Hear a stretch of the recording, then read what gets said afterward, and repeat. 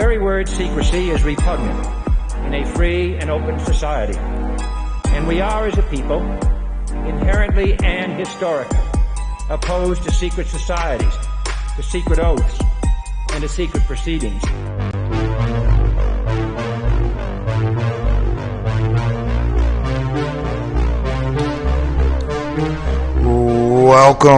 Welcome everyone to the Best Damn Podcast.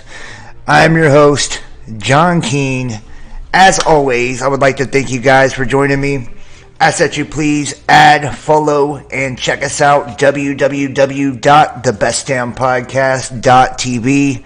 Follow me, Instagram, Best Damn Podcast, Twitter, The Real Best Damn, and wherever you're watching from, please make sure to subscribe, follow, leave a comment, let me know what you think, and don't forget to share this link. And keep in mind, guys, we are completely viewer powered. That means we're fully funded and supported by you, the listener, and the viewer.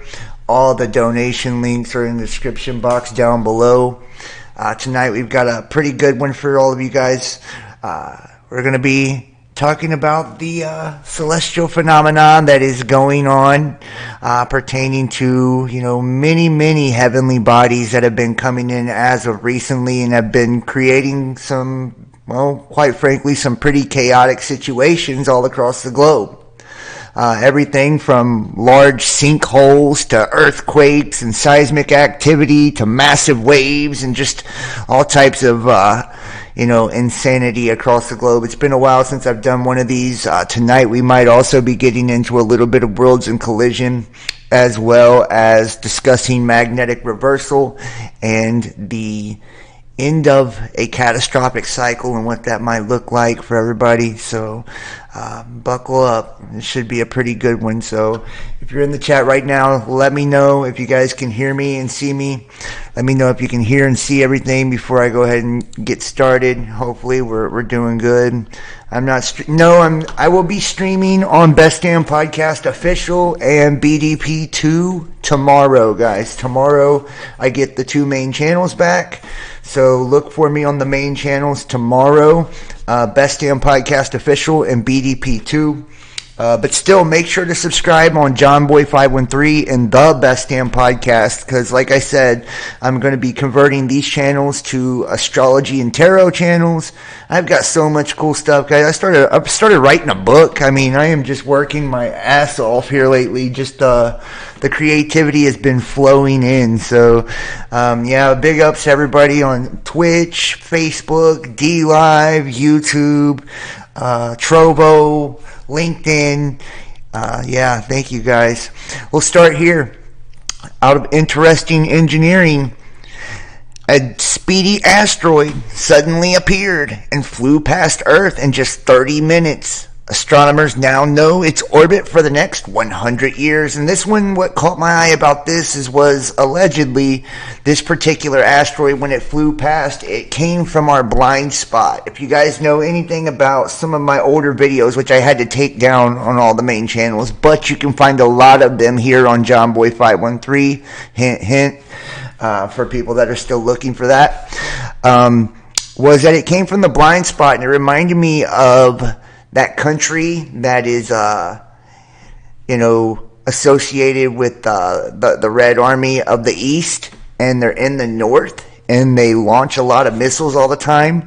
Yeah, that country, they fly a couple of satellites over the U.S. like twice a day that actually come from our blind spot. So when I seen this, I connected the dots, and I thought, man, I wonder how crazy it would be, if they blamed something like this on, somebody else. But I don't want to really get into that and go ahead and get strikes on these channels too. So we'll just start here. On July 25th, 2019, astronomer Luis Fernanda Zambrano Martin and her team at the Arecibo Observatory in Puerto Rico spotted a fast-traveling asteroid headed towards Earth, flying in from a blind spot. The asteroid gave the astronomers a window of barely 30 minutes to learn as much about it as they could, SciTech reported, and then it was gone. Near-Earth objects, or comets, or NEOs, NEOs are asteroids that come within a distance of 1.3 astronomical units. Sorry, guys. 1.3 astronomical units. And I lost my spot here. Sorry, 1.3 astronomical units. There are nearly 30,000 asteroids that are known to us. While any such object is wider than 460 feet, it's considered a potentially hazardous object, and this is why astronomers try to keep a close eye in the skies for asteroids that might be heading towards the Earth. And we'll go down here, and you can see here what happened in 2019. And, and this has been kind of like a relatively, normal thing now. These large-ass asteroids that are coming through, and when they do, go past the Earth, they're coming from blind spots. And I've talked about this before, how isn't it convenient that they'll say, oh yeah, we located it just after it passed the Earth, or 5 minutes before it went past the Earth. And then you have all of these, federal exercises, essentially, right, where not only just the U.S. government, but world governments are coming together with these large exercises for asteroid impacts and, all of these different scenarios. And most of them are preparing for the aftermath of such a scenario. And then, we're going to look at some other things tonight, and they're showing how asteroids are now coming from behind the glare of the sun, and they can't be seen. This just is really reminiscent of Planet X, Planet 9, and the theories that we've heard swirling around that for years and years, right? When it comes to the dragon, that yes, it's coming from behind the sun. You won't see it until it gets here. Yes, it's got a big giant tail of trash, and we're going to talk about a bunch of meteors as well tonight. So it goes right along with it. Yes, there's big cloud of dust and debris around it. Well, how conveniently we see all of these stars now that are coming in or coming past, especially in particular comets with their ionized tails, and they're giving off these big blasts of gas, and and they'll say, hey, and it goes so fast, by the time it actually makes the turn, we won't be able to even announce this shit. And here you go, right? It's coming from the blind spot once again. So Brado and Martin and her team at the University of Central Florida that managed the Arecibo Observatory on behalf of the National Science Foundation in July 2019, the team's radar scientists received an alert about an incoming asteroid. The team knew nothing about it since it had not been spotted before. It was coming from a blind spot for Earth, the solar opposition. The team sprang into action to collect as much data about the asteroid as they could. However, traveling at a relative velocity of over 14 miles a second, the astronomers had very little time on their hands to record their data. In the end, the team barely got 30 minutes worth of observation time with the asteroid, but that was sufficient to provide details about its size, type, and what keeps it together. And everybody in the chat, please make sure to hit that thumbs up, hit that like for me. That helps big time with the algorithms and as far as getting the video out there for people to see. And if you can, whatever social media you're watching from, share this link for me as well. Make sure you subscribe to. That's major. And if you can, consider donating, supporting as well. The links are in the description box below. So asteroid 2019, okay. The researchers found out the asteroid was relatively small, between 229 feet to 422 feet in diameter, which is just below the threshold for calling it potentially hazardous. That's still pretty decent size. Apart from the high speeds, the asteroid was also rotating very fast, about 3 to 5 minutes, which puts it in the category of a very fast rotating asteroid that we'd rather know a little bit about. Asteroid 2019 OK is also a C-type asteroid, a rather common type of asteroid found in our solar system. These are likely made up of clay and silicate rocks, and given its fast rotation rate, it needs a minimum cohesion rate of 350 Pa to not fall apart. This is much lesser than the internal strength of fractured rocks on Earth. The researchers wrote in their paper that was published the Planetary Science Journal last month, which I have the paper right over here. The Arecibo Observatory telescope collapsed in 2020, and the researchers are currently scanning through the troves of data collected over 4 decades to carry out their research based on the data they collected in 2019. The team has mapped out the orbit of asteroid 2019 OK for 100 years, the paper said. But if you would like to see some airplane-sized asteroids zip within a few million miles from Earth, you can do so this very week. 2 of them, relatively smaller, will come close to under 5 million miles from Earth on July the 24th, which, here you go. With another asteroid, 2022 OA, discovered only this year, will swoop past us at just 1.2 million miles away on July the 25th. And here's a little piece from the abstract, which I have that right here. The planetary sighting, radar and optical characterization of near-Earth asteroid 2019. And just a little highlight from the abstract here. It says, we conducted radar observations of near-Earth asteroid 2019 OK on 2019 July 25th using the Arecibo Observatory 5-band, looks like 2,380 millihertz or 12.6 centimeter planetary radar system based on Arecibo and optical observations. The apparent diameter is between 70 and 130 meters, combined with an absolute magnitude of the optical albedo of 2019 OK is likely between 0.05 and 0.17. Our measured radar circular polarization ratio of 0.33 plus 0.03 indicates 2019 OK is likely not a V or E-type asteroid and is most likely a C or S-type. The measured radar echo bandwidth of 39 restricts the apparent rotation period to be approximately between 3 minutes and 5 minutes. Together, the apparent diameter of the rotation period suggests that 2019 OK is likely not a rubble pile body found only by gravity, but 2019 OK is one of a growing number of fast-rotating near-Earth asteroids that require some internal strength to keep them from breaking apart. So there you have it, guys. 2019 OK. I guess we'll be okay, won't we? With 2019 okay. So now moving forward here, and I've got nothing but crazy space news tonight too. Some really cool stuff actually.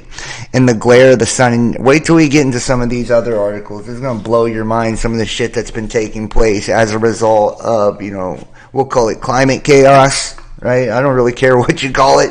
It's fucking ape shit, some of the things that are happening these days around the planet. And I believe it's all as a result of the magnetic reversal. And we're going to probably take a peek into Chan Thomas's Adam and Eve story, the CIA, formerly CIA document on magnetic reversal and pole shift. Just kind of get a refresher. I want to look at a little bit of that towards the end of the video. Oh shit. Alright, here. In the glare of the sun. In the glare of the sun, asteroid surveys generally operate at night, mostly finding objects beyond Earth's orbit. This creates a blind spot because many NEOs could be lurking in the sunlight interior of Earth's orbit. New telescopic surveys are braving the sun's glare and searching for asteroids towards the sun during twilight. These surveys have found many previously undiscovered asteroids interior to Earth, including the fast asteroid with an orbit interior to Venus, and an asteroid with the shortest known orbital period around the sun, 2021 PH27. The other one was 2020 AB2, I think is what it says. NEOs are classified into different dynamical types. Starting from the most distant are the Amors, which approach Earth but do not cross Earth's orbit. Apollos cross Earth's orbit but have semi-major axes greater than the Earth, and Autons also cross Earth's orbit but have semi-major axes less than that of Earth. Ateras, also called Apoheli, have orbits completely interior to Earth, and Valteras have orbits completely interior to Venus, with 2020 AB2 being the first known. NEOs have dynamically unstable orbits of 10 million years. A reservoir must exist that replenishes the NEOs because their numbers have been a steady state over the past few billion years. Most NEOs are likely dislodged objects from the main belt of asteroids between Mars and Jupiter. Physical observations show that NEOs are similar to the main belt asteroids, with a small fraction being dormant comets from the outer solar system. And I wonder what replenishes the asteroid belt. Could it be catastrophic cycles and the Earth gets ripped a new one every 300-400 years or so? Just saying, and if you look at the moon, it looks like it's been peppered a few times. Mars doesn't have much of an atmosphere left. Mercury looks a little rough around the edges, and Venus, more than likely, is probably a large-ass asteroid or a moon or satellite of Jupiter that was flung out of orbit. So I think there's a good reason of why these asteroids seem to keep being replenished. Are they being dragged in from, the trans-Neptunian objects, right? The Oort cloud at the very edge of the system by a binary companion? Who knows, right? Some people would say, yeah, that's a possibility. Now, MBAs with orbital periods near whole number ratios with Jupiter's period are depleted, which indicates that these areas are dynamically unstable. Small MBAs continually move into these unstable regions and are ejected from the main belt of asteroids through Yarkovsky effect, which slowly changes an asteroid's orbit through the nonostropic emitting of absorbed sunlight. The movement depends on the asteroid's rotation, size, albedo, and distance from the sun. The smaller an asteroid is and the more sunlight it absorbs, the larger its movement. Fewer Atiras should exist than the more far distant NEOs, and even far fewer Vatiras, because it becomes harder and harder for an object to move inward past Earth and then Venus's orbit. Random walks of NEOs orbit through planetary gravitational interactions can make an Aten into an Atira or a Vatira orbit and vice versa. Atira should make up some 1.2%, Vatiras only 0.3%, and total NEO population coming from the main belt of asteroids 2020 AB2 itself will spend only a few million years in a Vatira orbit before crossing Venus's orbit. Eventually, 2020 AB2 will either collide with or be tidally disrupted by one of the planets, disintegrate near the sun, or be ejected from the inner solar system. Recent NEO models predict that there should be less than one Vatira, the roughly 1.5 kilometer diameter of 2020 AB2, but many more smaller ones. Only a fraction of the sky has been searched where Vatira-like asteroids reside. However, because of the scattered light problem from the sun, only the largest are observable. Finding a relatively large Vatira in the little area searched is somewhat unexpected, but small number statistics have caveats when trying to understand a whole population. Only a few asteroid surveys have imaged interior to Venus with published results, but the null results of others may be unpublished, making it hard to determine how much space interior to Venus has actually been well searched. This makes it difficult to get a true handle on Vatira discovery statistics.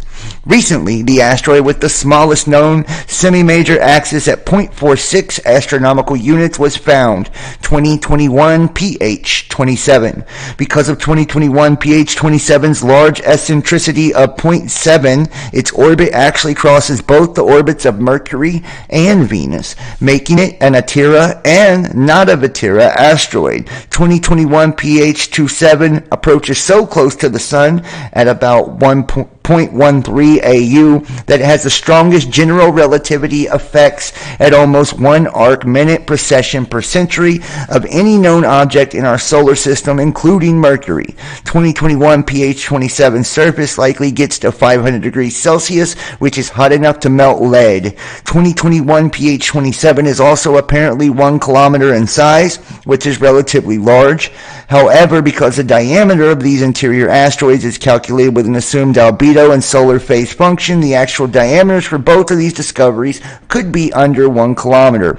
This would then put it in a more expected population and make them less of a statistical fluke. And you can see here the image. Let's see if we can make it bigger. This is how they classify the asteroids in their orbit. You can see Amor, Apollo, Aten, Atira, Vatira volcanoids, right? And this is the main belt of asteroids between Mars and Jupiter. And, new discoveries made every day. It's actually pretty crazy. And one would say that this is direct evidence of something that's approaching the Earth, but you could also say that this is direct evidence of technology getting a lot better as well, right? Our satellites getting a lot sharper, our ability to spot these things getting a lot better too. So, that kind of goes both ways, just saying, to back up both sides of the argument. But to me, these are the smoking GUNs, if you will, of something is amiss when it comes to the planet. And this is what's going to go hand in hand with some of the text we're going to look at towards the end. Mega drought is spreading across the world. 2 lakes dry up in Switzerland, with one being refilled. Videos and pictures. You can see here the image. Lakes completely drying up. This is fucking crazy. The mega drought is not just slamming the western U.S. Nearly half of the European Union is exposed to warning levels of drought, 46% warning drought levels, and 11% extreme alert level. A staggering portion of Europe is currently exposed to warning and alert drought levels associated with either soil moisture deficit or its combination with vegetation stress, the report author said. This is exactly what Switzerland is experiencing right now, where at least 2 lakes have dried up over the last days. Meanwhile, one of them, located in the Alps, has been refilled. Drought is raging in Switzerland. The Lac des Brennes, located near Le Locle, between Switzerland and France, is nothing more than a small trickle of water after the river flowing into the lake was swallowed by cracks or sinkholes. Look at that picture right there, guys. All the boats sitting on dry land. That is creepy, actually. The image is painful to look at. The Lac des Brennes, Swiss name, or Lac des Chalions, French name, on the river Doubs on the border of Switzerland and France, is completely dry. Look at those images. Wow. Look at that giant lake. Completely stone cold dry. All the boats just sitting there on the sand. That is crazy. The depression in which the lake lies was formed by the movement of a glacier, with the lake itself was formed by natural barrier around 12,000 years ago. At the downstream end is a waterfall known as Saut du Doubs, which is also dry. Wow. And I can't really read this French here, but you can see the images of the rock and the soil all dried out and cracked. That is absolutely insane. And are these from large sinkholes underground, draining all of this water from crustal displacement as part of magnetic reversal, right? Pole shift, is that what's going on here? Or are we seeing, because of extreme heat, extreme evaporation into the water? What is, really happening is my question here. Navigation on Le Des Brenets has also been stopped on Wednesday, July the 13th, after the level of water dropped below the limit due to the ongoing drought. You see the images here. This is exceptional, according to Yang Durig, the captain of a tourist boat. It's exceptional. Navigation already had to be interrupted in 2018 and 2020, but only in September, not mid-July. No heavy rainfall has been registered in the area over the last 2 months, and the lake started losing water very quickly, up to 21 centimeters or 8.3 inches per day, which we have never seen before. Karst, cracks, and sinkholes. On the French side of Haut-Doubs sector has been on drought alert since July 8th to limit the use of water to the strict minimum. But beside the drought, there is also geological explanation behind the disappearance of the lake and its water. At the end of June, Van Durig indeed recalled water leaks identified in the Doubs basins, as well as karst, cracks, and sinkholes. They are located upstream near Mouth, explained Vest Durig. According to him, the water from the Doubs River leaks into another French river, La Louis, through the cracks and sinkholes, thus drying up the river and lake. Lake Chakul and Ninda is also called Lake Noir for the dark color of its water. Alt at 2,200 meters above sea level a few days ago, it was reported almost completely dry by regular wanderers. And you can see the images before and after. Look at that shit, fam. Wow. That's crazy. And it's all in the same spot, too.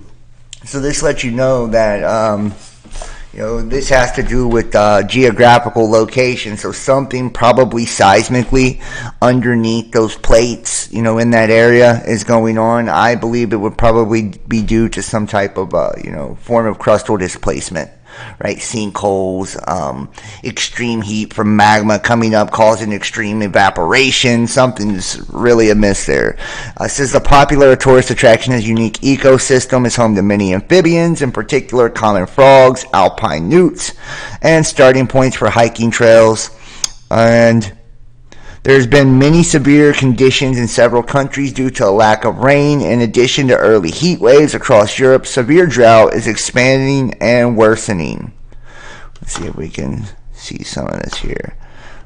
And climate change increased the risk of severe droughts, forest fires in the world. And see, that's another thing. It's not just the drought, it's these fires as well, man. From southern Spain to northern France. Whoa, shit. And you can see it. I don't know if you guys can hear. Probably not. We'll go ahead and move on anyways. It's in French, so. Moving forward here. As Western Europe burns, thunderstorms, record-breaking hail, floods, and sub-average temperatures hit Russia. The intense heat wave that is currently affecting a large part of Central, Western, and Northern Europe has had opposite consequences on the other side of the continent. And this is crazy. The scorching air that pushed hot air from the African latitudes up to Scandinavia has kept an active flow of colder currents on the far east of Europe, in particular on Russia, where for days the temperatures have overall been below average. And look at that, dude. Ice blocks falling from the skies in Russia. Got to be shitting me, man. In one place you've got severe, heat, water evaporating. Look at this, dude. And then another, you've got ice blocks fucking raining down.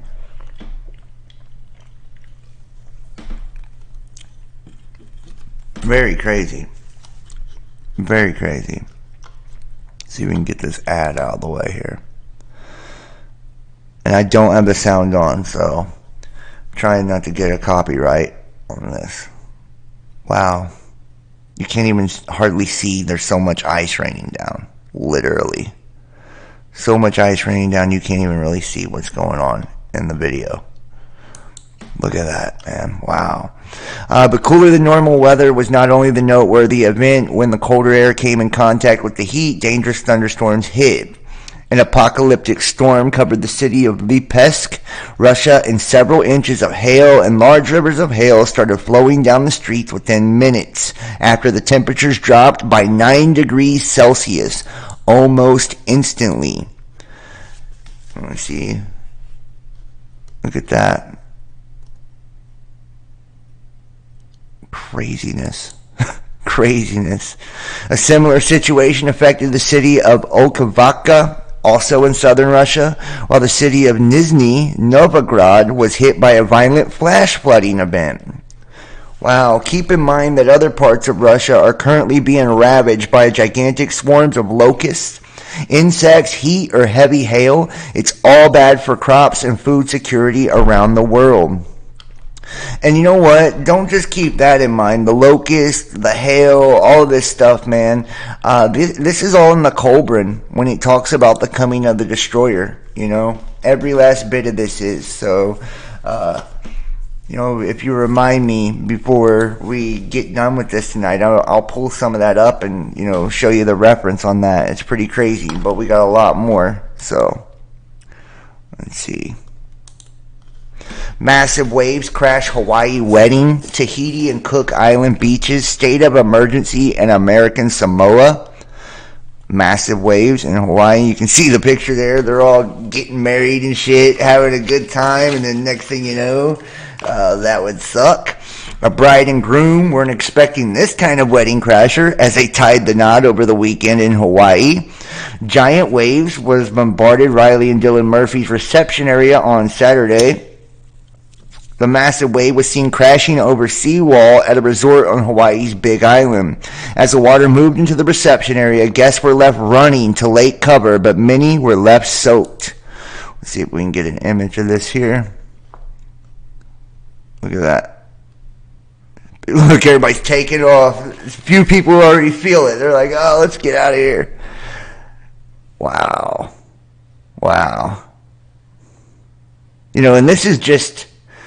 I still feel like we haven't seen nothing yet. Like, that's where I'm at with it. Like, I feel like climate-wise, we haven't seen shit yet. The bride said that despite the water sweeping away half of their reception, their wedding turned out to be a memorable night.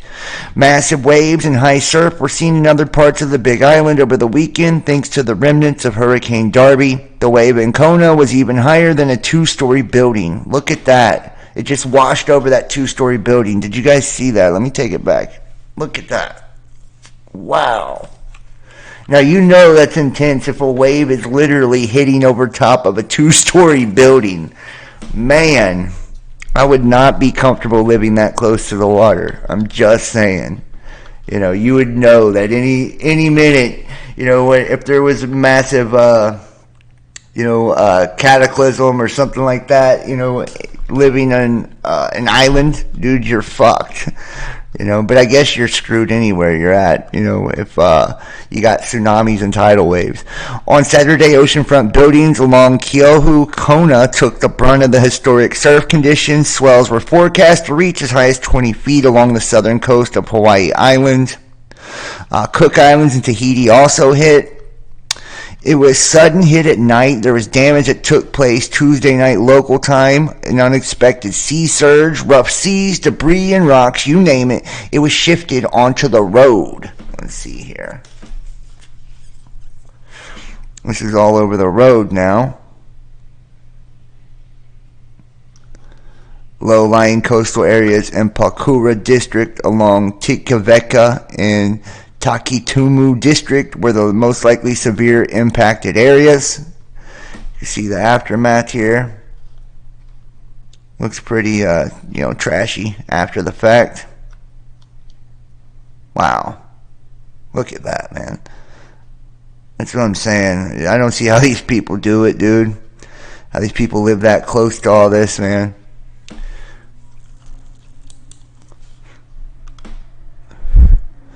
And finally, national emergency operation teams were activated to 3 villages to support the infrastructure as they were busy. Strickland said while things have settled down early on Thursday morning, local time received reports of northern islands experiencing high seas, resulting in the closure of schools. These are Cook Islands damaged by swells.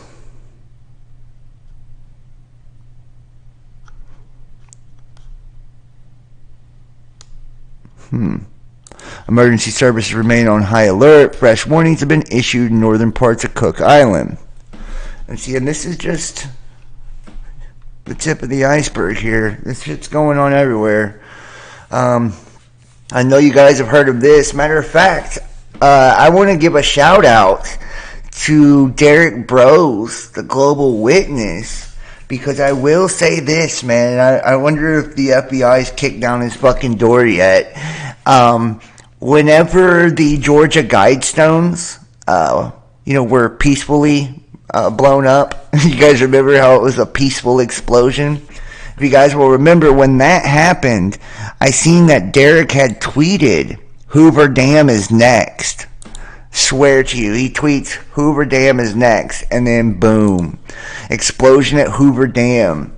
Prepare yourself for electricity price hikes and widespread power outages. You can see right there. Police confirm they have crews on the way to Hoover Dam, which sits at the border of Arizona and Nevada along the Colorado River.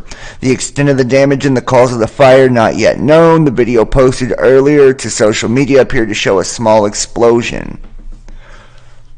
videos at different angle, probably transformer failure.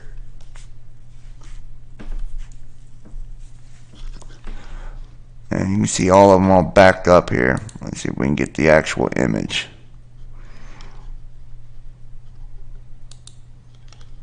At least they didn't blow the whole fucking thing out, you know.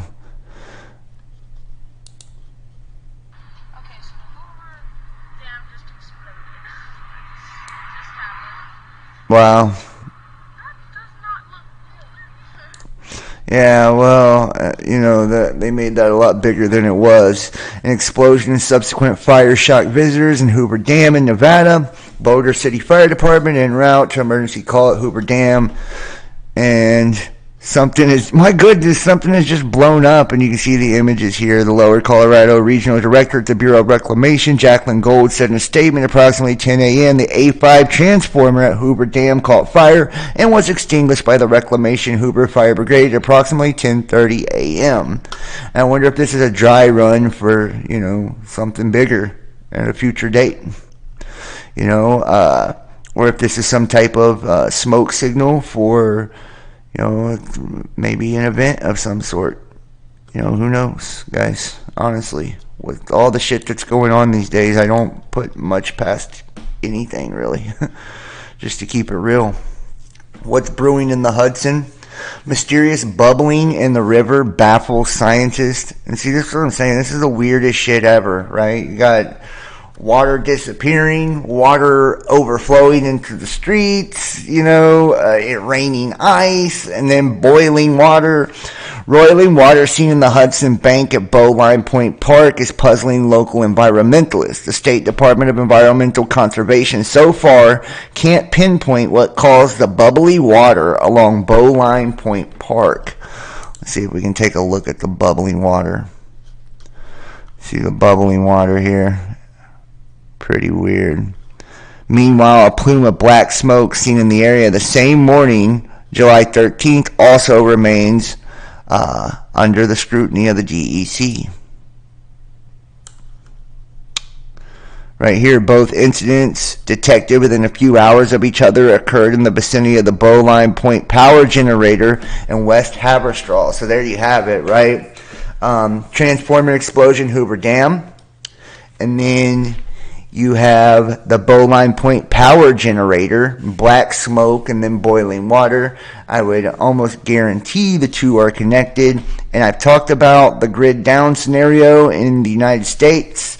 And I've also talked about, well, let's just say there's three main areas where electricity flows in this country, and you could knock out 75% of the power by taking down one, and that's on the West Coast. So just kind of keep that in mind as you see all these little attacks, not only on food supplies previously, but now we're seeing different, you know, power stations and forms of power that are, you know, being attacked. So, you know, you put two and two together.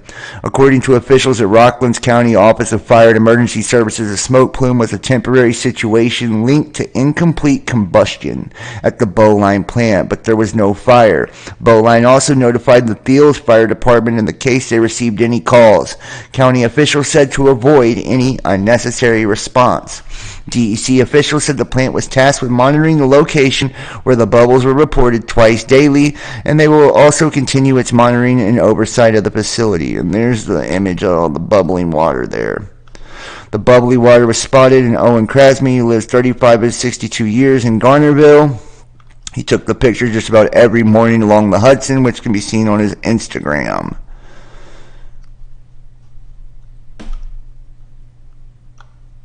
And these are just different images of the bubbling water. There's dude kicking it like, yo, the water was bubbling, man. I don't know.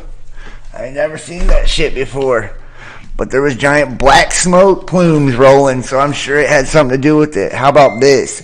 And think about all the water disappearing. Now look at this. Giant sinkhole drained swimming pool in seconds during party in Israel, killing one. Video and pictures. That's crazy. Look at that sinkhole. Imagine the bottom of your pool just busting out and sucking you down like a whirlpool. That would suck. A huge sinkhole opened up under a swimming pool and swallowed up the entire volume of water and colorful inflatable toys during an outdoor party in Israel, leaving the pool empty as guests dangerously stood around the edge of the hole. Sadly, one person was injured while another body was found inside the pit hours later. That would suck, dude. That would absolutely suck. And why the fuck would motherfuckers still be swimming in this damn thing after it's done sucked people? Like, honestly, why would you jump into it after the fact? What is wrong with you? Like, you ain't... Wow, dude, that's just... talking about just stupid. Why you would jump into that hole after it drained an entire pool? It had enough force to pull an entire Olympic-sized swimming pool into nothing, and then your dumbass going to jump into the hole. The giant sinkhole opened up in a private pool in the yard of Abia and Carmel Yosef during a marketing company's pool party on Thursday, with two people being swept into it. One of them, a 34-year-old man, rescued himself, while the body of the other was found after hours of searches by emergency services. That's sad. 34-year-old man who was at the party and fell into the pit is in a light condition, conscious and suffering from injuries to his limbs. The dead body was recovered hours later at the end of a 15-meter long cavity. So it took them 15 meters under the ground on top of, all that water. That's really terrible.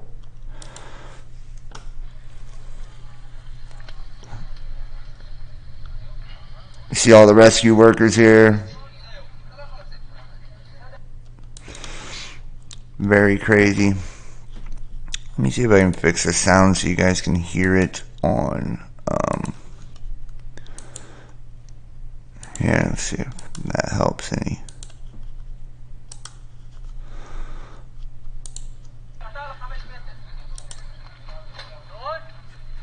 No. Look at that. Look how deep that sinkhole is. Footage from the incident shows the water being pulled into the gaping hole as the partygoers attempt to grasp onto something in order to not be sucked inside. The video also shows the inflatables that were in the pool being swept into the pit and disappearing. Yeah, if you went down in that pit, there's no coming back out, dude. That's crazy. That's crazy. That would not be the way to go, fam. Straight up.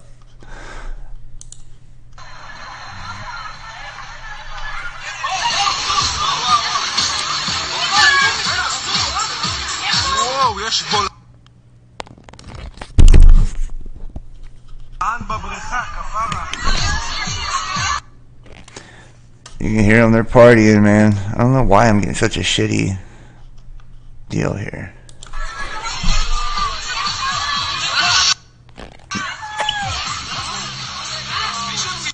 Look how fast it's just sucking them down, too.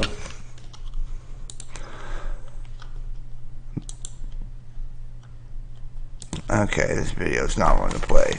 The MDA paramedic said this is a very unusual incident. When I got to the scene, I saw a pit that had opened at the bottom of the empty pool. People who were there at the site told me that the pit opened suddenly. Within a few seconds, all the water of the pool was pulled in. Crazy. Crazy. Mysterious pink glow in the sky over Mildura, Australia. Videos and pictures. After red lights in the North Pacific Ocean, now the sky turned pink over Mildura, Australia. It was a regular Wednesday evening in sleepy town of Mildura, northern Victoria, Australia, until residents realized the night sky was bathed in a mysterious pink glow. And I wonder what this light was. The unusual sighting was attributed to unusual factors, alien invasion for one. And look at that. That is lit up, dude.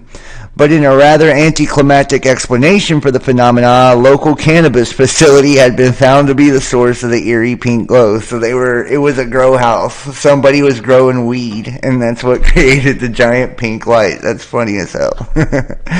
They thought aliens are here. No, we're just smoking dope. As per The Guardian, a pharmaceutical company, Can Group, has come forward to confirm that the lights were coming from its local medicinal cannabis facility. They explained that the pink light had escaped when the blackout blinds had been left open. Wow, dude. Crazy. Moving forward, spaceweather.com. The CME has arriving almost exactly on time. A CME hit Earth's magnetic field July the 23rd, approximately 300 Universal Time. Geomagnetic storms are possible in hours ahead. NOAA forecasters say that a G1 to G2 class minor to moderate storms are likely, with a slight chance of escalating to Category G3 strong. High-latitude skywatchers should be alert for auroras. Summer moon dogs. Record-breaking heat wave is baking the USA, yet there is some cold air if you know where to look. Last night in Albany, Missouri, Dan Bush photographed signs of ice around the moon. I'm not buying that, y'all. Just saying. The ice around the moon thing, does that fucking even... The whole sun dogs, that does not look like ice particles around the moon. You know, these halos that are created... I have many theories on what actually creates the halos. You know, some people believe that we're seeing, and I'm going to make this image bigger if I can. Some people believe that we're actually seeing the outline of a planetary body. That's what creates that large circle, right? That it's something passing, and that we have an artificial moon or an artificial sun. You know, some people believe that it's, you know, a lensing array in the sky. Take a look yourself right here. Look at that. That is pretty strange looking. You know, you can see like something's refracting the light here, something's refracting light there, like a mirror effect. And that's perfectly round too. And as usual, I do see something here. I notice what looks like a round orb down at the bottom here. I don't know if you guys can see that at home. I remember back in the day, I used to do lots of these videos where I would dissect the pictures. Wow, you can see a round orb down here at the bottom. There is something right there. You know, so could that be a refraction of something way bigger? You know, I wonder. Let's see if we can...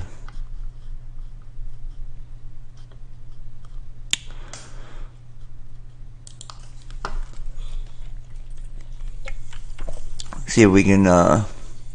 change the way it looks a little bit, the contrast. And then it's got the telltale kind of wispy look here. You know, I don't know if those would classify as stripes or whatever, but just kind of looking, you can see down here there's something round at the bottom.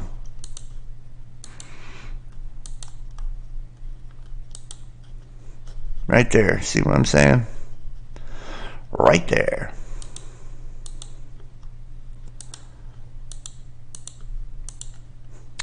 Strange indeed, man. Strange indeed. And one of our video cameras in Missouri State Meteor Camera Network caught these rare moon dogs as well as bright moon halo, says Bush. Moon dogs are the bright spots in the left and the right of the moon, like the circular moon halo that are caused by ice crystals and high clouds. This sort of phenomena is usually associated with cold winter weather. These particular icy clouds may have been blown off from the tops of some storm from the north and west of Missouri. Yeah, it's associated with winter weather, and it's like blazing fucking hot. It's so hot, it's like sucking pools underneath the ground. They're like, yeah, this is ice crystals. I mean, there just so happens to be on a meteor cam, and there is a round object there at the bottom too. So just saying. Looking down here, All Sky Fireball Network. July 22nd, the network reported 22 fireballs. See here, the diagram of the inner system. The fireball intersects at a single point of Earth. NEOs.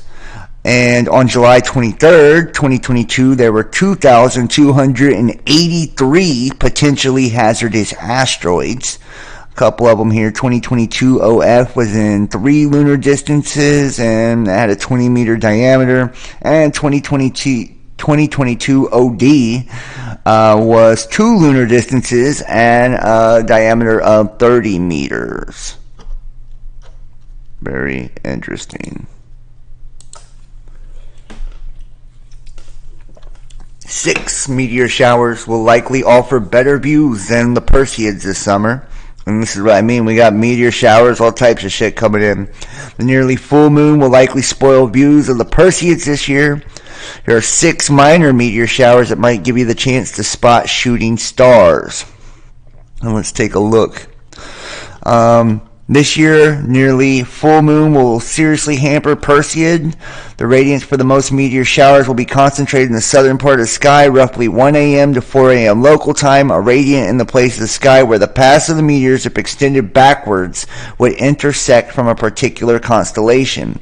Many people are misled into thinking that this is the best place to look for these meteors, but in reality, the radiant is an optical illusion. These meteors are traveling on parallel paths, but due to our perspective, the meteors appear to be darting from this particular spot in the sky.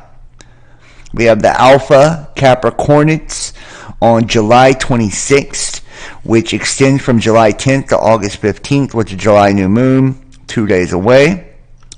The Pisces Austinids, July 15th to August 10th. On July 28th, the height of the Pisces Austinids, the moon will be in a new phase, so you won't have to worry about it. Delta Aquarids, from July 12th to August 23rd, the Aquarids, the water carrier.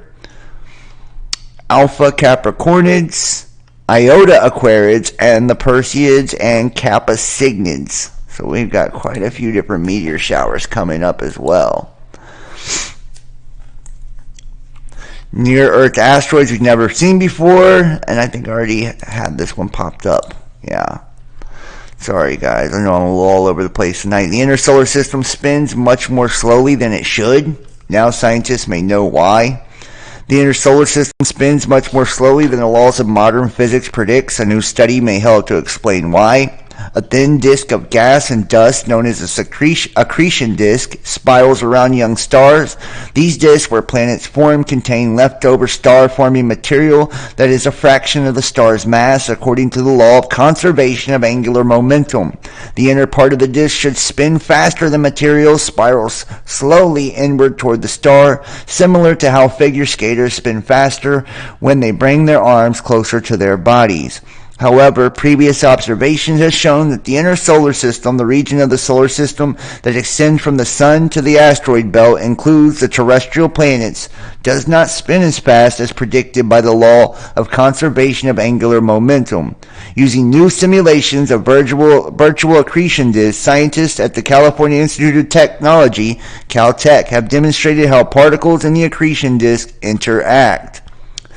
Angular momentum is proportional to velocity times radius. The law of angular momentum conservation states that the angular momentum in a system stays constant.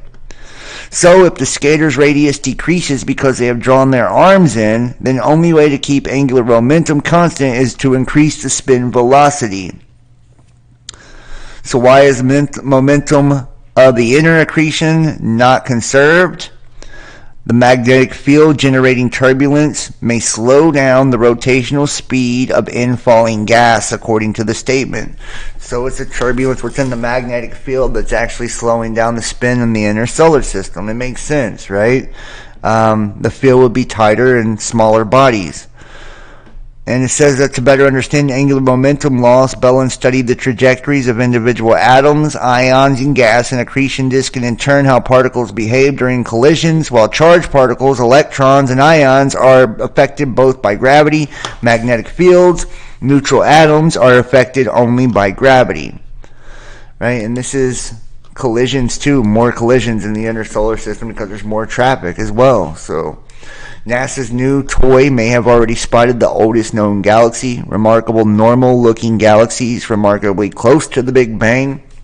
And I don't know about you, but I'm to the point I don't believe any of these images anymore. Like, I never really did, but looking at these, they just look like plasma. Yeah, plasma moon, not in the same place here in the California mountains. You look at the same time. I noticed that a few years back, in the skies here in Ohio, I would see the moon, it looked off from where it would normally be, or the sun would be slightly off where it would rise and set.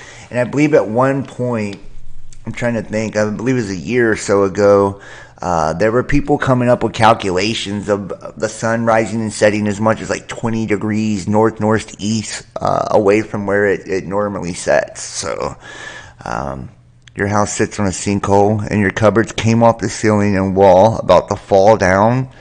One time your house tattled like giants banging on the walls and windows. What? What the fuck? That's crazy. You need to get out of that place then, man. Get you a new crib. Sounds like you're going to be sucked into a sinkhole next. And this is one of the designs of the James Webb Telescope. The image of wavelengths to reveal the universe's first stars and galaxies. We're going to go ahead and switch over to this document in just a second.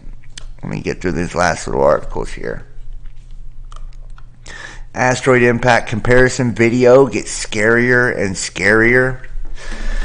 YouTube channel Metaball Studios is full of mind-blowing size comparisons that help us understand our place in the world, but the latest blow-ups of the planets by the end compares the destruction caused by various sized asteroid impacts, and it's harrowing to watch. That's thanks in part to production value. The video below includes Michael Bay-like camera angles and asteroids flaming into our atmosphere and pummeling well-known targets in New York City and Paris. I don't think I can play the sound, but I will play the video here. So, this is asteroid impact comparison. We'll play just a little bit of this. This is Metaball Studios. I'd like to...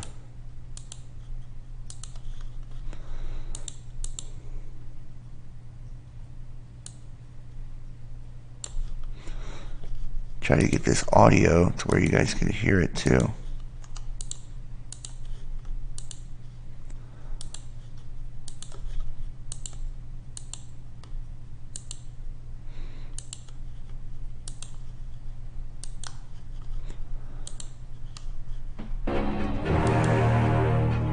There we go.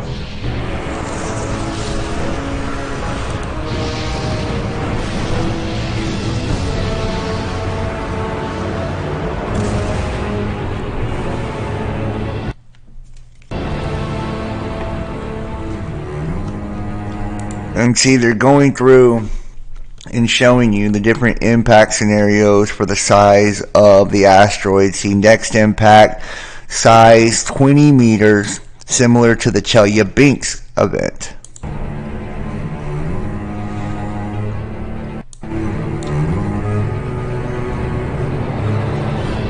The frequency about every 70 years. Energy airburst 18 Hiroshima bombs. Explosion height 21 kilometers. Impact area New York City.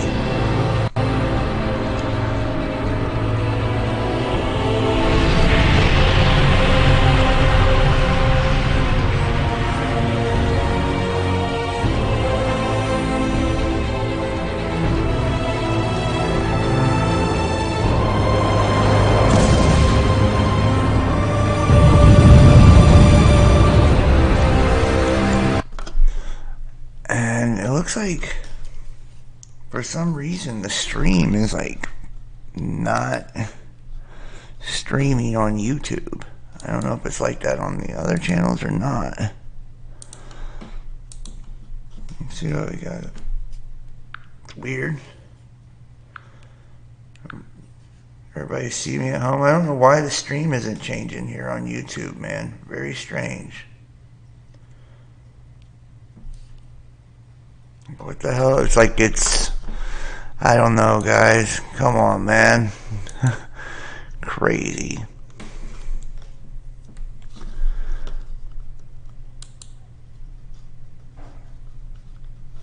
I don't know what is going on with this, guys.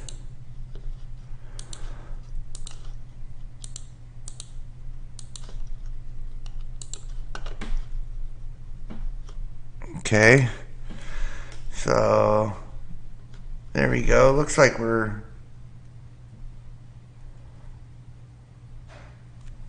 What in the hell, y'all?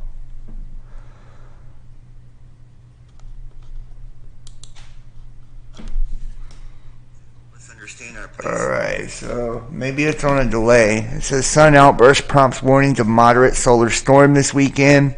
Forecasters expect the worst of the solar storm to hit sometime around 8 p.m. Eastern Time on Friday. Intense geomagnetic storms are possible in the coming days as Earth's magnetic field bombarded by a solar storm cloud. Forecasters expect the worst solar storm to hit around Friday, July 22nd at 8 p.m. in the early mornings of Saturday. During the time of full halo, CME will reach Earth's magnetic field. Forecasters note that auroras may be visible from farther from the poles in their usual latitudes. We're going to go ahead and move here to the Adam and Eve story. And this is what I think it's all ultimately boiling down to at the end of the day, right? Due to the cycles of the sun, probably from a binary companion star, this in essence creates a magnetic reversal, and this is what brings on the mud floods and the catastrophe and all of that that we have dealt with for cycle after cycle that brings destruction. So let's go here.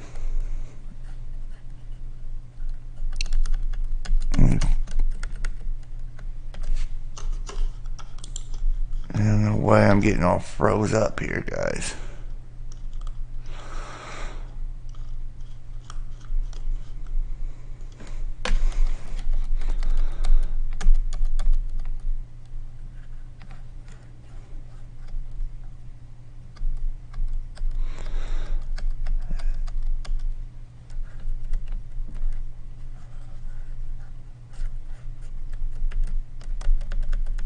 I think it's at the very beginning here.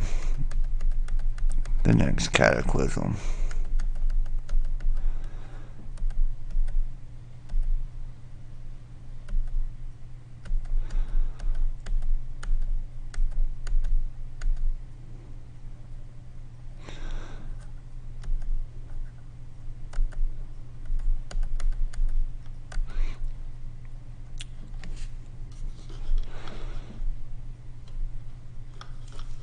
Noah, Adam, Eve, Vishnu, and Osiris, what do they have in common? They represent eras and ages apart, and yet somehow they all join hands in the next cataclysm and walk with us.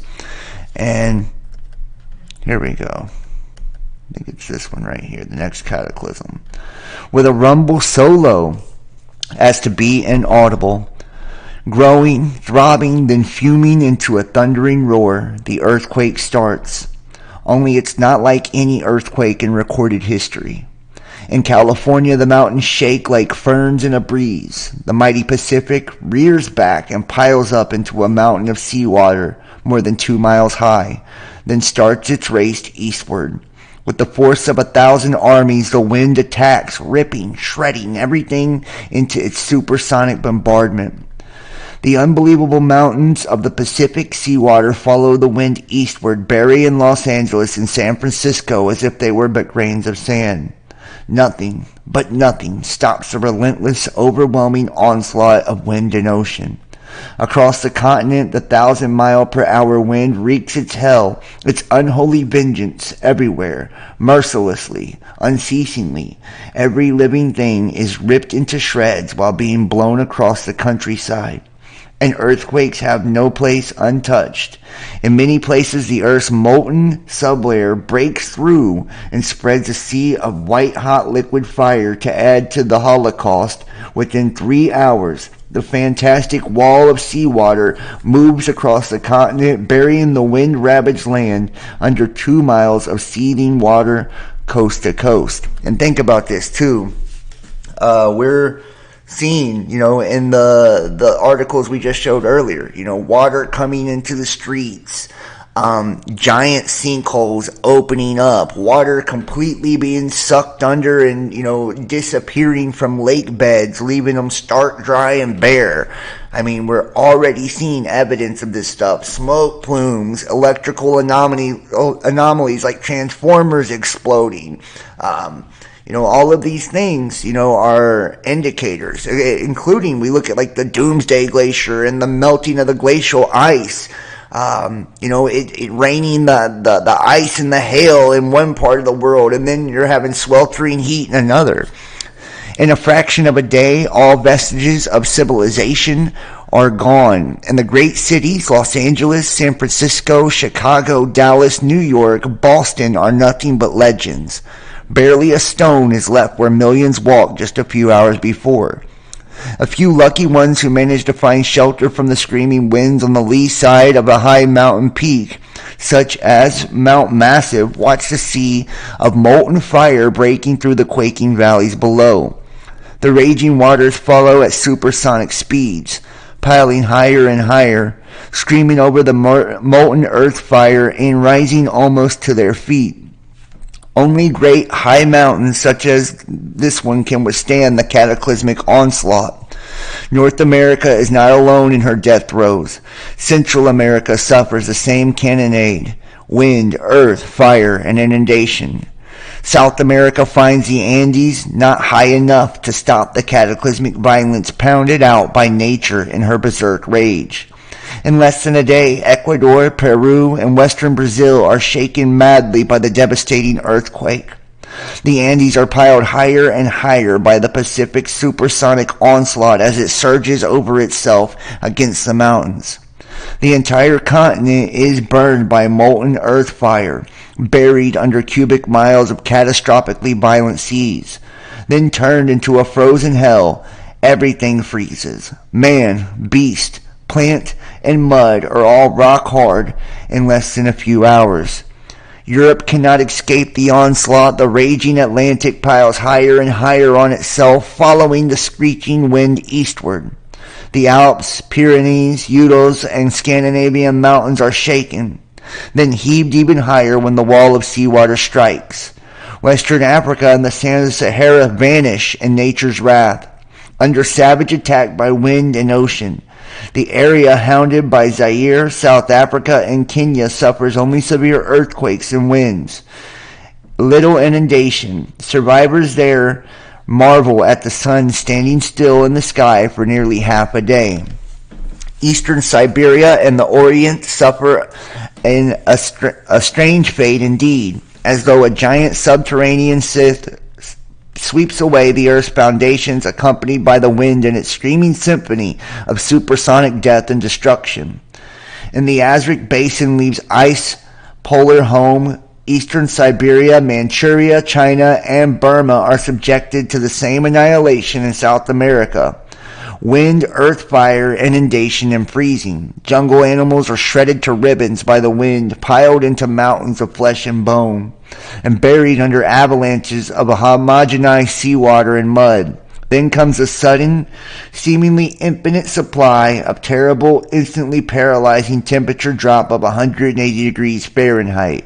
Not man, beast, plant, muck, earth, nor water is left unfrozen in the entire Eastern Asian continent, most of which remains below sea level.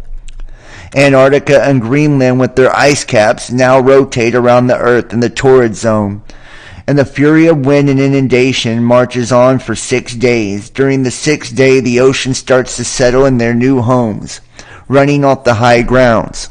On the 7th day, the horrendous rampage is over. The Arctic Ice Age is ended and a new Stone Age begins. The ocean, the great homogenizers, have laid down another deep layer of mud over the existing strata in the Great Plains, as exposed in the Grand Canyon, Painted Desert, Monument Valley, and the Badlands.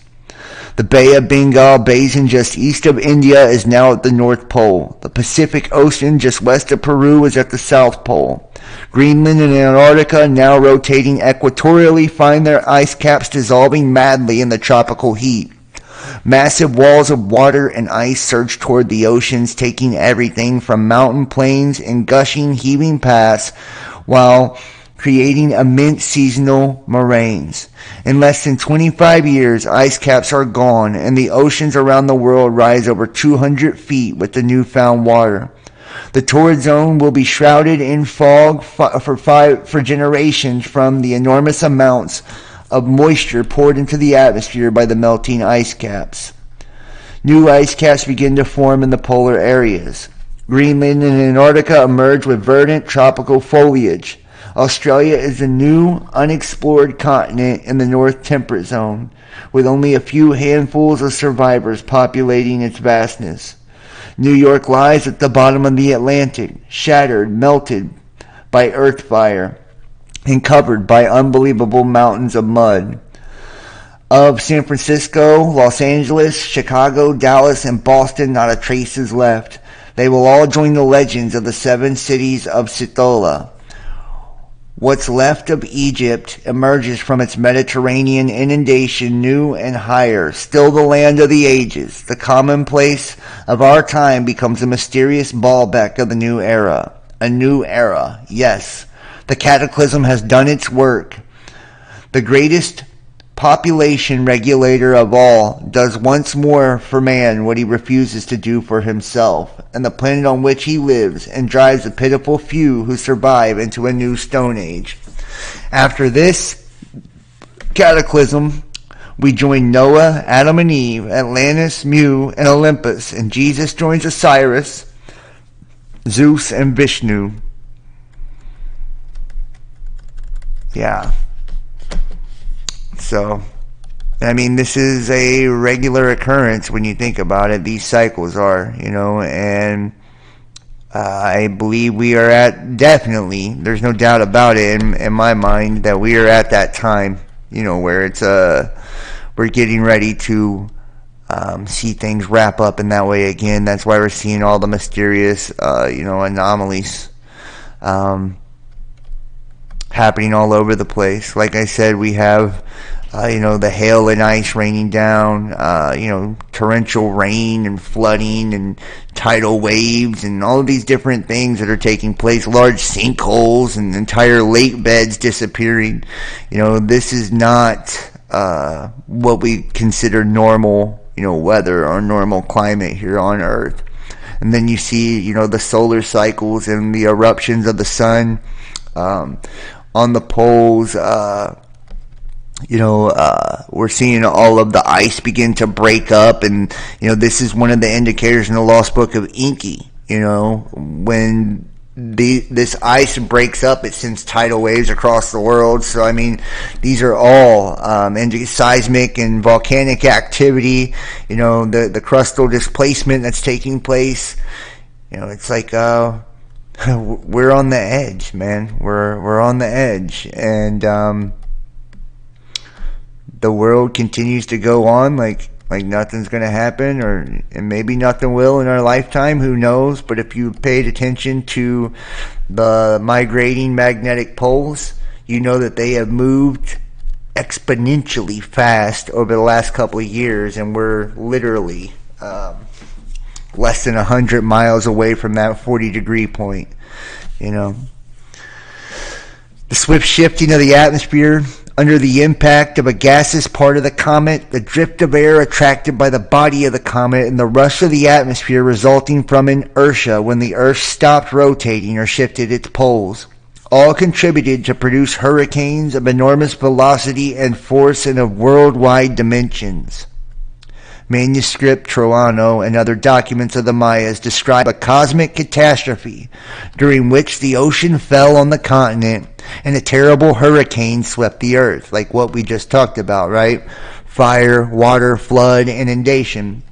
The hurricane broke up and carried away all towns and all forests, exploding volcanoes, tides sweeping over mountains, and impetuous winds threatened to annihilate humankind. And actually did annihilate many species of animals. The face of the earth changed. Mountains collapsed. Others mountains grew and rose over the onrushing cataract of water driven from oceanic spaces. Numberless rivers lost their beds, and wild tornadoes moved through the debris descending from the sky. The end of the world age was caused by hurricane, the physical agent that brought darkness and swept away houses and trees and even rocks and mounds of earth. From this name is derived hurricane, the word we use for a strong wind.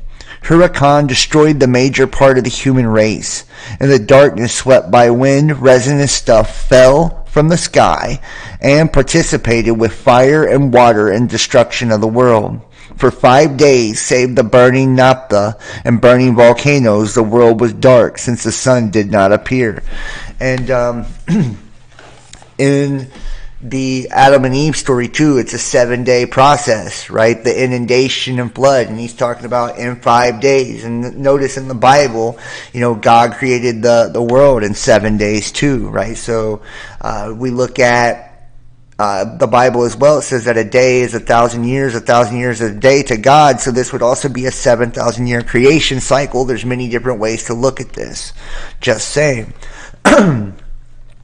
And if we also think about, the manna raining from heaven and all of that as well, the burning naphtha and all of that raining down. The theme of a cosmic hurricane is reiterated time and time again in the Hindu Vedas and the Persian Avesta, and the Diluvium Venti, the deluge of wind, is a term known for many ancient authors. In the section The Darkness, I quoted rabbinical sources on the exceedingly strong west wind that endured for 7 days when the land was enveloped in darkness, and the hieroglyphic inscription from El Arish about 9 days of upheaval, when there was such a tempest that nobody could leave the palace or see the faces of those beside him, and the 11th tablet of the Epic of Gilgamesh, which says that 6 days and a night the hurricane, deluge, and tempest continued sweeping the land, and mankind perished almost altogether. In the battle of the planet god Marduk with Tiamat, he, Marduk, created the evil wind and the tempest, and the hurricane, and the fourfold wind, and the sevenfold wind, and the whirlwind, and the wind which had no equal. The Mayorists narrate that amid a stupendous catastrophe, the mighty winds, the fierce squalls, the clouds, dense, dark, fiery, wildly drifting, wildly bursting, rushed on creation. In their midst, Twahirma-Ti, father of the winds and storms, and swept away giant forests and lashed the waters into billows, whose crests rose high like mountains. The earth groaned terribly, and the ocean fled. The earth was submerged into the ocean, but was drawn by Tefenau. Relate of the Aborigines Pamutu and Polynesia. The new isles were baited by a star. In the month of March, the Polynesians celebrated a god Tafunu.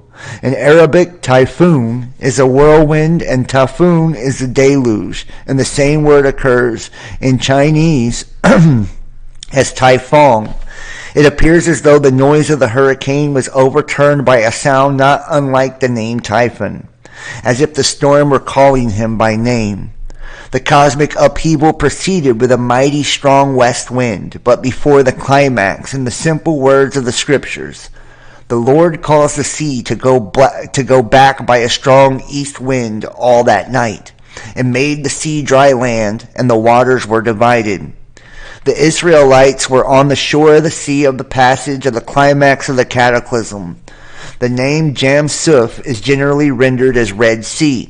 The passage is supposed to have taken place either at the Gulf of Suez or Aqaba Gulf of the Red Sea. But sometimes the site of the passage is identified as one of the inner lakes on the route from Suez to the Mediterranean.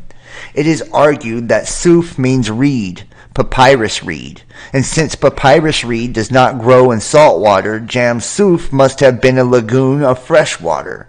And think about Reed, Lost Book of Enki, when Enki speaks to the reed wall, right? And we're thinking about water. People are made of water. Just saying. We'll not enter here into a discussion of where the Sea of Passage was. The inscription was on the shrine found in El Arish, may provide some indication where the pharaoh was engulfed by the whirlpool. In any event, the topographical distribution of sea and land did not remain the same as before the cataclysm of the days of the Exodus. But the name of the Sea of the Passage, Jam-Suf, is derived not from reed, but from hurricane, Suf, Sufa in Hebrew. In Egyptian, the Red Sea is called Shari, which signifies a sea of percussion, Mare percussionis, or the sea of the stroke or of disaster. The Haggadah of Passover says, "Thou didst sweep the land of Moph and Noph on the Passover." The hurricane that brought to an end of the Middle Kingdom in Egypt, the blast of heavenly displeasure. And the language of Manetho swept through every corner of the world in order to distinguish in the traditions of the peoples the diluvium venti of cosmic dimensions from local disastrous storms and other cosmic disturbances. Like disappearances of the sun or change of the sky must be found accompanying the hurricane. In the Japanese cosmogonical myth, the sun goddess hid herself for a long time in a heavenly cave in fear of the storm god. The source of light disappeared, the whole world became dark, and the storm god caused monstrous destruction. Gods made terrible noise so that the sun should reappear, and from their tumult the earth quaked. In Japan and in the vast extent of the ocean, hurricanes and earthquakes are not rare occurrences. But they do not disturb the day-night succession, nor is there any resulting permanent change in the sky and its luminaries. The sky was low, relate the Polynesians of Takofo Island, and then the winds and water spouts and the hurricanes came and carried up to the sky its present height. When a world cycle is destroyed by wind, says the Buddhist text on the world cycles, the wind also turns the ground upside down and throws it into the sky. In an area of 100 leagues in extent, 200, 300, 500 leagues in extent, crack and are thrown upward by the force of the wind, and do not fall again, but are blown to powder in the sky and annihilated. And the wind throws up also into the sky the mountains which encircle the earth. They are the ground to powder and destroyed. The cosmic wind blows and destroys 100,000 times 10 million worlds. And if it's talking about that, I wonder if they're talking about asteroids too, right? It's saying that they are literally throwing up the winds, though, also in the sky, the mountains which encircle the earth, right? That would be asteroids. The ocean tides are produced by the action of the sun and to a larger extent by that of the moon. A body larger than the moon or one nearer to the earth would act with greater effect. A comet with a head as large as the earth passing sufficiently close would raise the waters of the oceans miles high. The slowing down or stasis of the earth and its rotation would cause a tidal recession of water towards the poles. But the celestial body nearby would disturb this poleward recession, drawing the water towards itself. The traditions of many peoples persist that the seas were torn apart and their water heaped high and thrown upon the continents. In order to reestablish that these traditions refer to one and the same event, or at least to an event of the same order, we must keep to this guiding sequence. The great tide followed a disturbance in the motion of the earth. The Chinese annals, which I have mentioned and which I intend to quote more extensively in a subsequent section, say that in the time of Emperor Yahoo, the sun did not go down for 10 days. The world was in flames, and in their vast extent the waters overtopped the great heights, threatening the heavens with their floods. The water of the ocean was heaped up and cast upon the continent of Asia. A great tidal wave swept over the mountains and broke in the middle of the Chinese Empire. The water was caught in the valleys between the mountains, and the land was flooded for decades. The tradition of the people of Peru tell that for a period of time equal to 5 days and 5 nights, the sun was not in the sky, and then the ocean leapt the shore, and with a terrible din broke over the continent. The entire surface of the earth was changed in this catastrophe. Let me see if I can pull something up real fast here.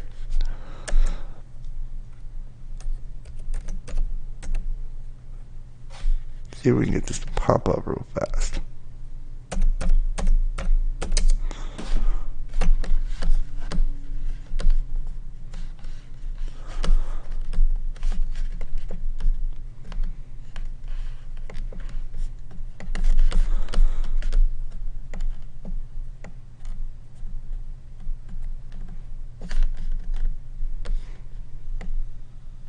All right.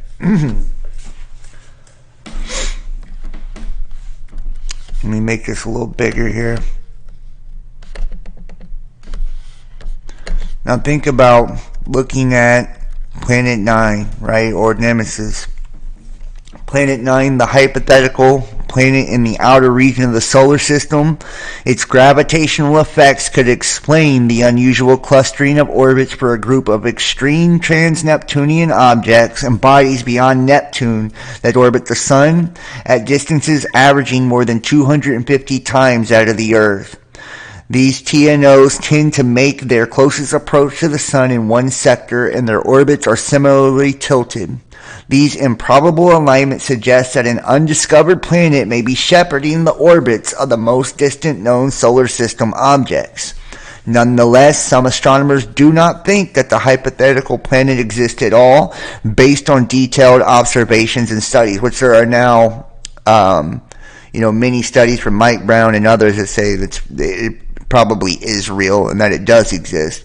Based on earlier considerations, this hypothetical super Earth-sized planet would have had a predicted mass of 5 to 10 times that of the Earth and an elongated orbit 400 to 800 times as far as the Sun of the Earth. Konstantin Batyan and Michael E. Brown suggested that Planet 9 could be the core of a giant planet that was ejected from its original orbit by Jupiter during the genesis of the solar system. And remember the story of Venus being ejected from the king planet Jupiter as well, and the binding of Prometheus and Venus perhaps being a comet. So keep that in mind. Even the 2012 prophecy of the Egyptians talking about Venus making its pentagram in the sky too. So it's always been huge in this as well. Others propose that the planet was captured from another star, like the Sun even, and was once a rogue planet, and that it had formed on a distant orbit and was pulled into an eccentric orbit by a passing star. As of May 2020, no observation of Planet 9 had been announced, while sky surveys such as Wide Field Infrared, WISE, and Pan-STARRS did not detect Planet 9. They have not yet ruled out the existence of a Neptune-diameter object in the solar system. The ability of these past sky surveys to detect Planet 9 was dependent on its location and characteristics. Further surveys of the remaining regions are ongoing using NEO-WISE, the 8-meter Subaru telescope. Unless Planet 9 was observed, its existence is purely conjecture. Severe alternative theories have been proposed to explain the observed clustering of TNOs. And these are artist impressions.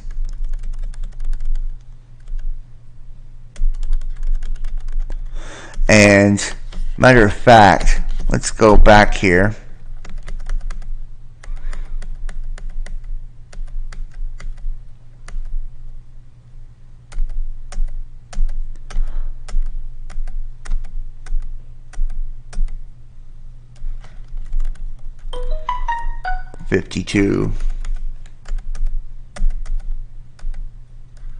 Yeah, Venus, the most incredible story.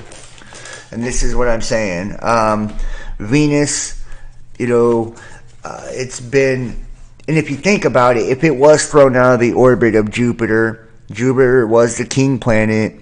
In older religions, older religious texts, it talks about how Jupiter, right, the Jewish people actually worshipped Jupiter as the sun, and it was our sun for a time. Perhaps, and then they switched to Saturn. Perhaps something happened, some type of, cataclysm, some type of disruption. Maybe, when the cycles, I've told you about the theory of Jupiter ascending every 12,500 years, that Saturn and Jupiter actually cross past the Earth every 6,500 years, and every 12,500 years that Jupiter actually times it right and ascends directly over the Earth. And this could be, the Earth may have been a satellite of Jupiter at one time, or of Saturn at one time, and gotten pulled out of orbit and now is orbiting the sun.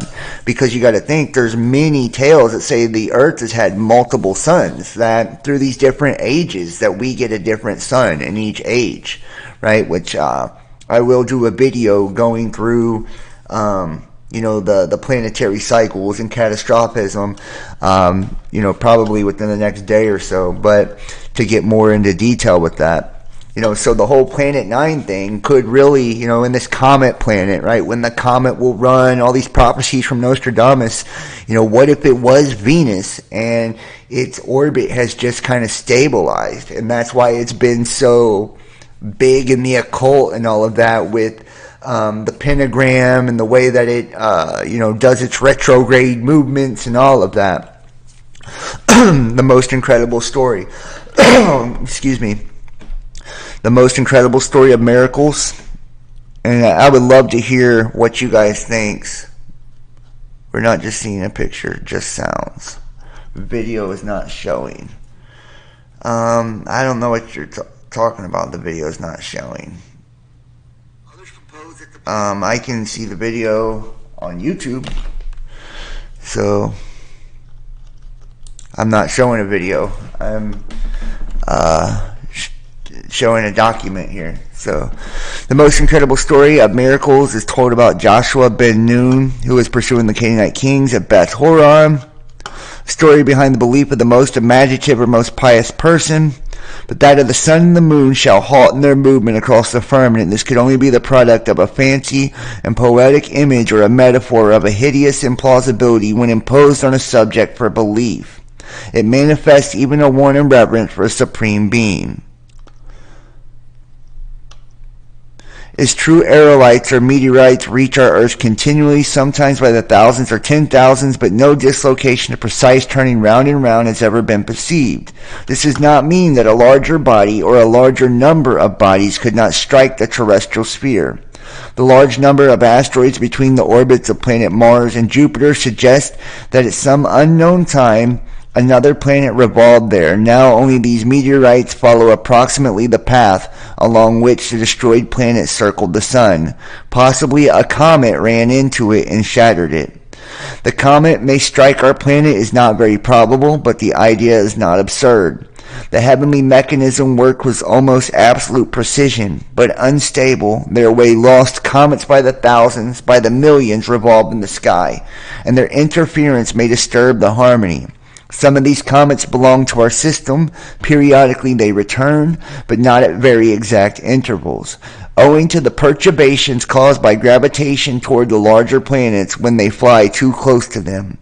But innumerable other comets, often seen only through telescope, come flying from immeasurable spaces of the universe at very great speed and disappear, possibly forever. Some comets are visible only for hours, some for days or weeks or even months. Might it happen that our Earth, that under our feet, would roll toward perilous collision with a huge mass of meteorites, a trail of stones flying at enormous speed around and across our solar system? The probability was analyzed with fervor during the last century from the time of Aristotle, who asserted that a meteorite, which fell at Egopostami when a comet was glowing in the sky, had been lifted from the ground by the wind and carried in the air and dropped over that place. Until the year 1803, when on April 26 a shower of meteorites fell at Les Gaules, France, and was investigated by Biot for the French Academy of Sciences. The scholarly world, in the meantime, lived Copernicus, Galileo Galilei, Kepler, Newton, and Huygens, who did not believe that such a thing as a stone falling from the sky was possible at all. Even this, despite many occasions when stones fell before the eyes of a crowd, did the aerolite in the presence of the Emperor Maximilian and his court in Shenheim, Alsace, on November 7th, 1492. And I don't know, if these stones are anything more than plasma, right, as it hardens into the mineral or metal that the gas ball, or the gases that make up the ball of plasma as it's heated, once it hardens back up into the mineral or the metals, actually creates the stone or the rock. That's my theory about this. If the head of a comet should pass very close to our path, so as to affect a distortion in the career of the Earth, another phenomenon besides disturbed movement of the planet would probably occur. A rain of meteorites would strike the Earth and would increase to a torrent. Stones scorched by flying through the atmosphere would be hurled on home and head. In the book of Joshua, 2 verses before the passage about the sun that was suspended on high for a number of hours without moving to the Occident, we find this passage. As they, the Canaanite kings, fled from Israel and were in the going down to Beth-horon, the Lord cast down great stones from heaven upon them to Azekah, and they died. They were more which died with hailstones, stones of Barad, than they whom the children of Israel slew with the sword.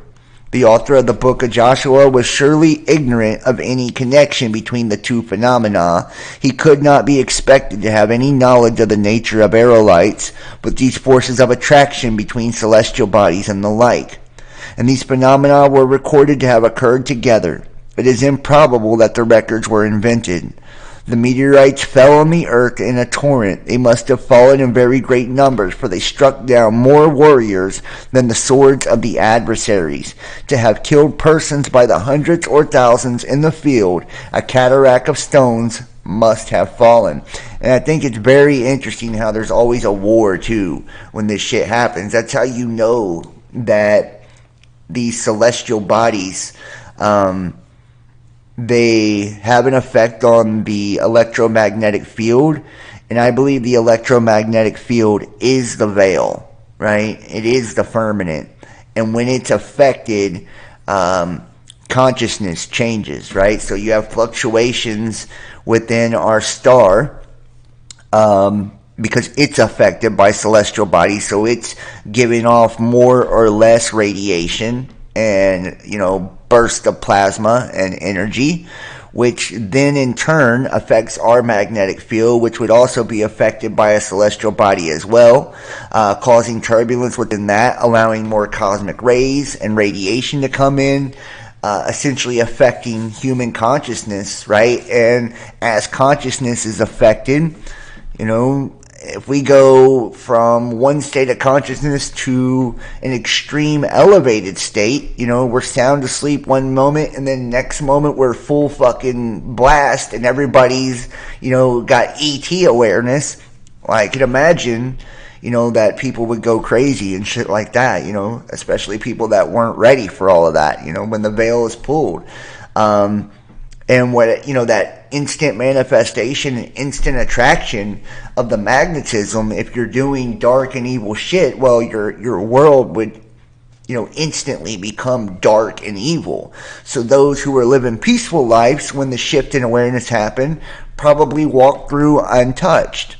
Those who were already in a dark, low state of distortion in frequency, when the veil drops, they probably see, hell as their reality, and are attracting more of that to them. When the veil drops, we know that the power of consciousness, put it this way, if my consciousness is in a high state, I can speak to you, and my consciousness will reach your consciousness at whatever state it's at. So if I'm at a real high frequency and you're at a real low frequency, my consciousness can speak to yours at whatever frequency it's at, and I can understand you from whatever frequency I'm at. So it depends on the individual person. And if our thoughts actually create our reality, well, imagine if we're in a low vibratory state when the veil drops and the magnetic field fluctuates and reverses, well, then our reality would be instant hell. It would be instant distortion, instant abstraction, low craziness. And if we're at a high vibratory state when the magnetic field has this turbulence and the veil drops, well, we would be essentially untouched by all these things because we'd be in such a high conscious state that we'd be out of reach of the lower distortions, if that makes sense.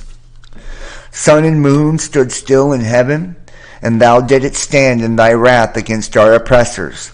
All the princes of the earth stood up. The kings of the nations had gathered themselves together. Thou didst destroy them in thy fury, and thou didst ruin them in thy rage. Nations raged from fear of thee, kingdoms tottered because of thy wrath. Thou didst pour out thy fury upon them, thou didst terrify them in thy wrath. The earth quaked and trembled from the noise of thy thunders. Thou didst pursue them in thy storm. Thou didst consume them in the whirlwind. Their carcasses were like rubbish. The wide radius over which the heavenly wrath swept and emphasized in the prayer, All the kingdoms tottered. And where are the kingdoms, right? The kingdom of heaven is within.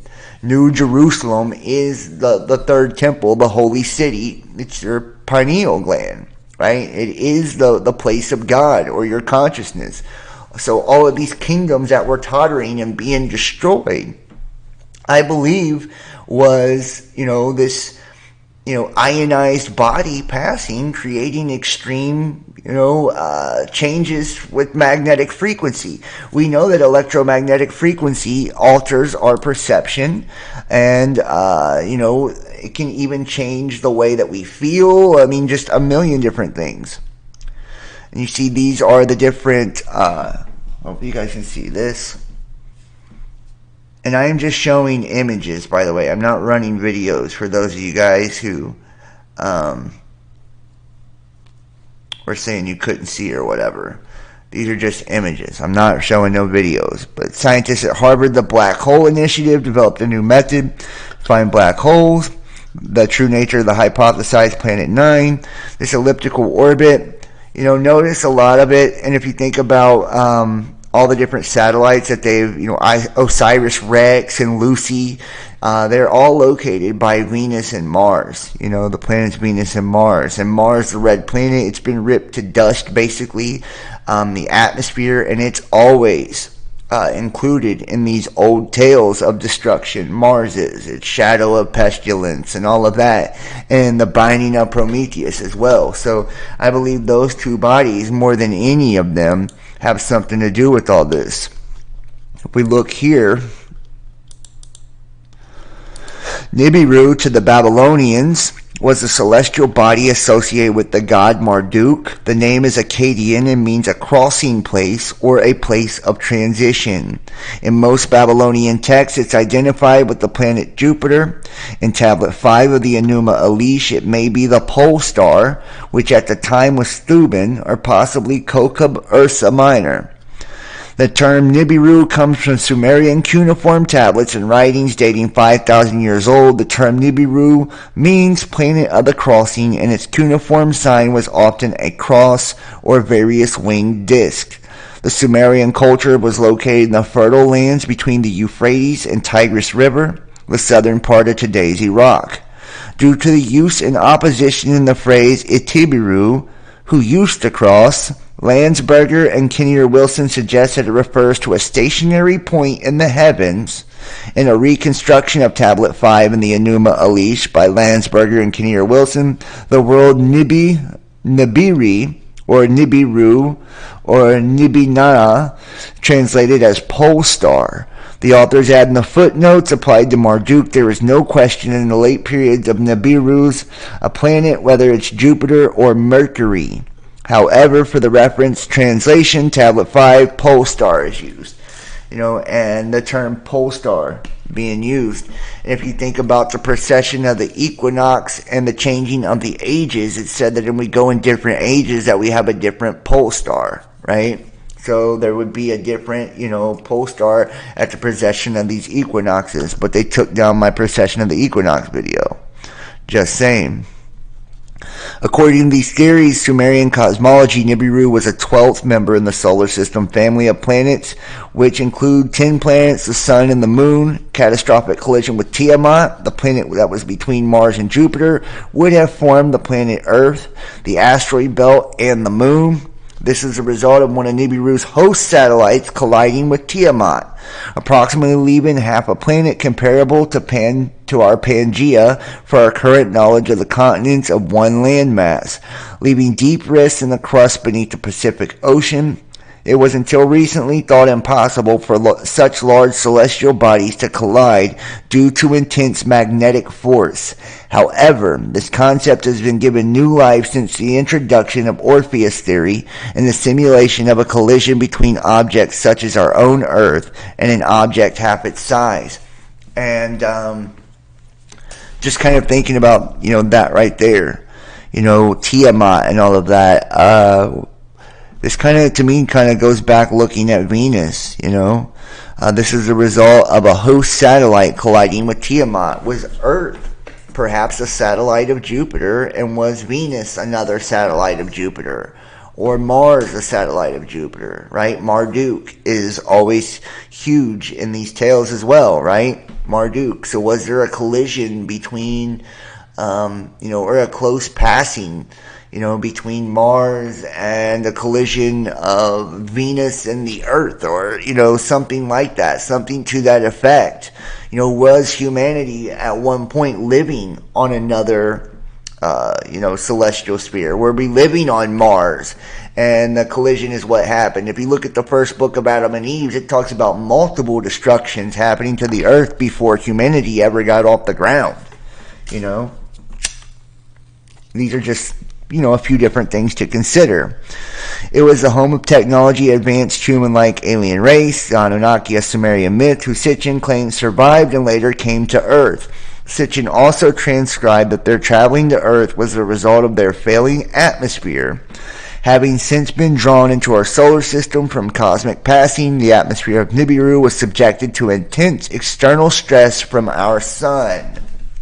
So, was perhaps this alien species, right, which the intense external stress from the sun was like a shadow race, right? And that's where we get demons and deities and all of that, right? And angels, a shadow race. And perhaps we injected our consciousness into the earth, mingled our consciousness with the alien race, or the alien race we know as the god of the dead, Osiris, one soul infinitely resurrecting in spirit. We see in the Lost Book of Enki, it talks about humans being a genetic experiment, and that Nibiru's atmosphere was dwindling away, and it had to have gold to replace it. Well, gold in biblical terms means spirit or the heavens, right? So what happened, on Mars or one of these other planets perhaps, and if you look at even a lot of stories talk about, there was a natural species that lived here on Earth, we could say even perhaps Neanderthal, and then the alien race from Mars, right? And they were like a masculine, patriarchal race, something akin to like a Saturnian race, right? When we think about Marduk being, son of the gods, essentially, and then Enki being the lord of the water, like this mixture between light and darkness. This pole star, planet of the crossing, was there a mixing between masculine and feminine? And was Tiamat, the feminine dragon, if you will, right? Was it Venus, or was it the Earth? And is Earth kind of this experiment of the two, kind of dragon energies put together, darkness and light? And, these changes and fluctuations in consciousness, are they a result of the commingling of the two? Just something to consider. Caltech's researchers found mathematical evidence suggesting that there may be Planet X deep in the solar system. The hypothetical Neptune planet orbits the Sun in an elongated orbit far beyond Pluto. The object, which researchers nicknamed Planet 9, could have a mass about 10 times that of the Earth, or orbit 20 times farther from the Sun on average. It may take between 10,000 and 20,000 Earth years to make one full orbit around the Sun. And I'm going to do another video on the precession of the equinoxes and the Great Cycle, because the Great Cycle is 25,000 years, right? So this would definitely, tap right into all of this. They took my video down when I tried to do it. I had a great video on that, by the way. So, and this is also coincides with rare alignment, the Milky Way. The orbit would eventually circular orbit or fly off into space. Sitchin's claims to be pseudoscience, and that's what they do anytime that, we don't fit, our theories don't fit with conventional science, they call it pseudoscience. Later, deeper images were taken. The objects were found to have dense gas clouds in our own galaxy, while others turned out to be very distant, and heralded the discovery of new types of objects, ultra-luminous infrared galaxies. These galaxies are which are the burst of the stars being born. And you can see here the different depictions of the gods, man. And I don't think it's too too crazy to think that, this darker race, the sons of God, or, and if you've ever seen Midnight Mass on Netflix, it shows this angel, basically. He visits this island, and that's what he is like a flying fucking demon. He's like a vampire. He can't go out into the light. He feeds off blood. And I would imagine that that's what, these gods or archons would be like. They would be total shadow beings, right? And the light being the living soul or the living spirit. So we live in a shadow world, being in the image of God, the reflection, right? Which is the shadow, the specter, and being injected with the spiritual light, right? So we're like a mixture of both, and our DNA kind of making up that genetic composition of the two, the double helix. And essentially, that's what transhumanism is trying to do, is create the triple helix and bring, a third strand into the mix to combine the two, and make like an infinite God being, basically, man, angel, and machine all in one. So instead of God and man, or God and angel, man and angel being put together like we have now, spirit and flesh, you would have spirit, flesh, and machine as a triple helix. That would be more akin to the transhumanists. And that's when you think about, Saturn being iron, and then the graphene and all of that. It just makes a lot of sense, which I can't really get into that. I don't want to get strikes on this channel. But I do believe I'm going to wrap it up for tonight. I want to ask everybody to please hit the like for me if you're in the chat. Make sure to subscribe.